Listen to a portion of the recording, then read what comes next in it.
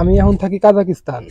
আর Kazakhstan আসার আগে আমার এক বন্ধু নাম রাসেল, ও কইছিল এটা কি কাজাকিস্তান নাকি গাজাকিস্তান। তো বন্ধু তো কই চাই এটা আসলে গাজাকিস্তান। কারণ কি, কারণ আমি দেখাই। এই যে গাছ, এই গাছ কেউ চেনেন কিনা জানি না। আমিও মনে করেন দেশে থাকতে একবার মানে গাঁজা গাছ দেখছিলাম, তার আগে জীবনে দেখি নাই। পরে এই জায়গায় আসার পরে মানে এমনি সন্দেহ ছিল কি কি গাছ এরা, গাঁজা গাছ না কি গাছ। পরে এক ভাই আছে, বড় ভাই, ও ও আমাকে কইতেছে এই দেখো এটা গাঁজা গাছ।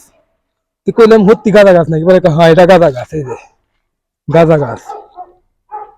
মানে এমন অবস্থা এই এই দেশে শীতের ভিতর তো থাকে বরফ, বরফ পরে সব গাছ মরে যায়, তখন আর কোনো গাছই থাকে না। কিন্তু গরমের সময় এত পরিমাণ গাছ, রাস্তার সাইড সুইডে গাছ জ্বালায়, বা যে একটু জঙ্গল মঙ্গলের মধ্যে গাছ জ্বালায়, তো এখানে গাছ গাছ অটোমেটিক জ্বালায় যায়।